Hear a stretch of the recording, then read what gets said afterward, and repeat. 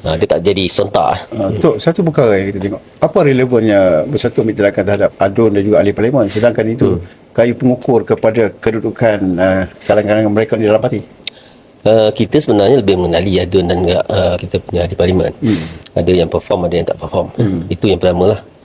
Yang kedua, jenis kesalahan. Kalau kita ambil daripada segi ibrah kisah tentera Talut, yang penting bukan numbers, yang penting adalah disiplin. Jadi sebab itu ada ujian sungai kan. Jadi bila sungai jangan minum hanya menceduk setakat yang perlu, tapi ada juga yang melanggar. Jadi minum banyak kan. Jadi ditinggalkan, dikeluarkan daripada saf. Jadi ini pengalaman yang sama juga kan. Dan bila mereka ni tidak boleh berpegang dengan disiplin yang betul, tidak ada ketaatan, kesetiaan kepada parti dan kepimpinan keputusan parti, lembaga disiplin ni mudah je. Dia akan ambil tindakan berdasarkan kepentingan parti. Dan dia tengok benda tu. Dan kalau tengok, ada setengah-setengah orang ni, orang tak tahu yang cara dia untuk menjatuhkan presiden ni, dia dah melampaui batas. Contohlah, ada rundingan dengan pihak luar. Kalau mereka ni kadang-kadang naif.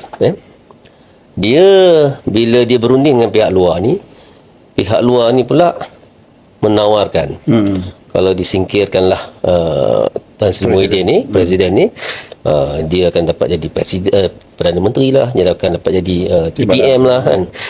Jadi bila keluar benda-benda macam ni, orang yang naif dan juga ada rakus kuasa. Ada orang dia naif tapi dia tak rakus kuasa. Jadi dia taklah menggerakkan gerakan untuk menjatuhkan ni. Ada orang yang naif, dia percaya bahawa itu adalah benda yang betul dan dia cuba menggerakkan kudeta ni.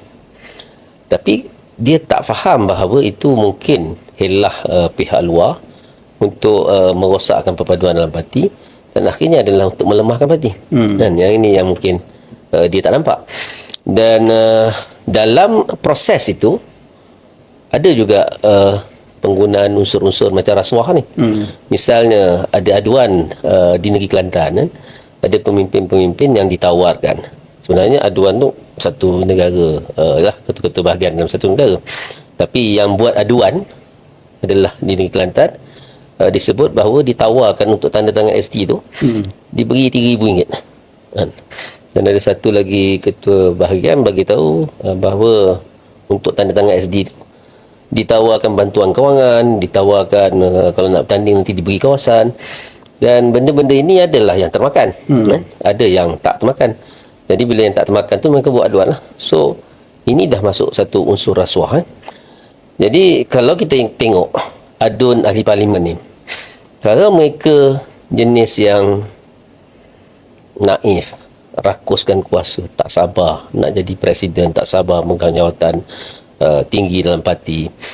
Kedua, dalam proses tu melanggar perlembagaan, disiplin parti, tak kisah keputusan-keputusan parti, arahan parti, bagi pula habuan, rasuah, tawar pula, ambil pula kan. Dan langgar pula bai'ah dan sumpah atas nama Allah. Saya rasa ini orang yang tak sesuai untuk dia jadi pemimpin dan tak sesuai kita angkat masa depan. Jadi sebab itu keputusan lembaga disiplin ni pada saya, bila dia ambil tindakan tu pada saya tepat, sebab kita tak nak pemimpin yang macam ni ada dalam parti dan juga dalam kepimpinan negara. Tak boleh. Kalau bai'ah atas nama Allah pun dia langgar. Kalau laknat Allah pun dia tak takut, apa lagi laknat manusia. Jadi tak sesuai sangat jadi pemimpin. Dan itu pun lembaga disiplin bagi mereka peluang untuk mereka membela diri dan memberi sebab kenapa mereka tidak boleh diambil tindakan. Tapi sefaham saya lah, ada setengah-setengah kes ni, contohnya ada seorang pemimpin, dia kalah pemilihan di bahagian dan dia protes, dan dia kalah teruk lah. Dia protes. Bila dia protes ni, dia menggunakan SD palsu untuk menunjukkan seolah-olah dia dapat sokongan yang banyak dekat masa pemilihan ni. Tapi bila disemak satu-satu SD ni palsu. Orang yang tanda tangan tu tak betul, gunakan nama orang, tak ada pun, orang tu tak tahu punya tanda tangan dan sebagainya. Jadi ini bukan setakat tipu muslihat politik, ini bukan setakat kesalahan disiplin, tapi dia dah masuk jenayah ni sebenarnya. Menipu SD ni jenayah ni. Takkan pemimpin macam ni kita nak sokong dan kita nak ketengahkan lagi. Tak kena dah. Sebab tu pada saya apa yang lembaga disiplin buat ni dah kena, sebab kita tak nak pemimpin macam ni terus berada dalam hierarki parti, dan kita tak nak dia menjadi barah dalam bersatu.